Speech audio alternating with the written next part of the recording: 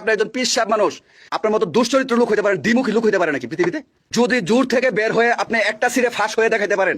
থু থু, তাবিজ ব্যবসায়ী কোথাকার, তাবিজ ব্যবসায়ী, ধর্ম ব্যবসায়ী। তোরা হচ্ছে বাংলাদেশের মধ্যে শ্রেষ্ঠ ধর্ম ব্যবসায়ী। এই জোটের জামাত বেঁধে সবাই সম্মিলিত যা পাইছে তার ডাবল পাইছেন আপনি। তারপরও আপনার মানে জর্দা খাওয়ার নেশাটা কাটতেছে না, তারপরও নেশা কাটে না আপনারা এমন নেশা পাইছে। জোটের বাইরে যান আপনি। এই জামাল ইসলাম বলবো, এই 12 দলকে বলবো, ক্ষমতায় পরে ছুটে মিয়া, ছুটতে তাকে যদি বের করে না হয়, 12 দল ভেঙে 11 দল করেন, তাকে বের করে দেওয়া হোক। তাকে আমি দেখতে চাই না। প্রথম থেকে আমি মনে করছি এটা বিশ্ব। একজন আলেমের শানে এমন জঘন্য উক্তি এবং জঘন্যভাবে অপমান করা, এটা আসলে কোনো মানুষের পক্ষে সম্ভব বলে আমার মনে হয় না।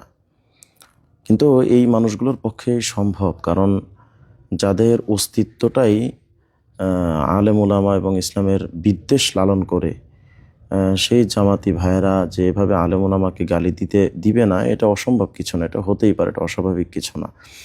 এরা তো শুধু আলেম ওলামাকে গালি দিয়েই ক্ষান্ত হয়নি, বরং এদের অতীত ইতিহাস যদি আপনি তালাশ করেন, তাহলে এরা বড় বড় আলেম ওলামার উপরে, বড় বড় মাদ্রাসার উপরে হামলা করা এদের নিত্যদিনের একটা সঙ্গী ছিল এবং তাদের একটা নিত্যদিনের কর্ম ছিল।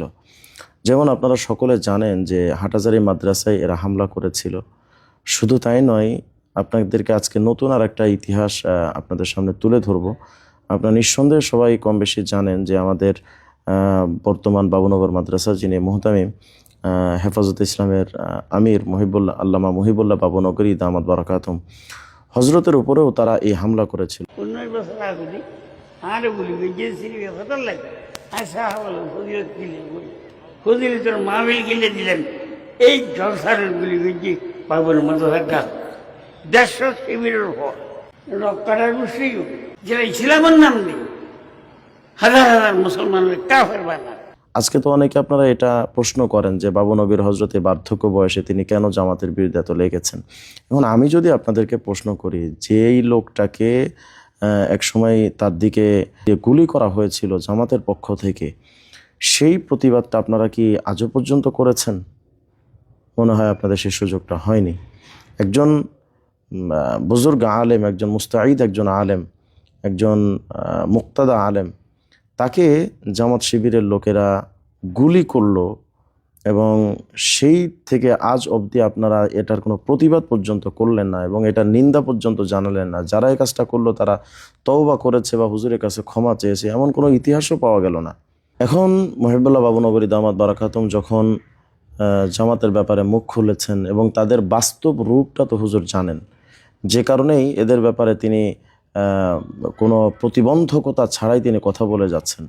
অথচ আপনারা এই সময় এসে হুজুরের বিরোধিতা করছেন। আপনাদের বিবেকে কি একটু নাড়া দেয় না? যে লোকটার উপরে গুলি পর্যন্ত জামাতের শিবিরের ছেলেরা করলো, আপনারা তাদের আজ পর্যন্ত কোনো প্রতিবাদ করলেন না। শুধু কি তাই, আপনারা দেখবেন আমাদের বাংলাদেশের একজন একসময়ের আলোচিত একজন বক্তা, আমাদের আব্দুল আল ফারুক ভাইয়ের বাবা তথা মাওলানা দিলওয়ার হোসেন সাইফি সাহেব দামাত বারাকাতুম, ওনার উপরে এই জামাত শিবির 92 বার হামলা করেছে। আমার গালের মধ্যে দেখেন এই কোপটা আমার গলার মধ্যে দিছিল, এটা হলো লম্বা ইতিহাস।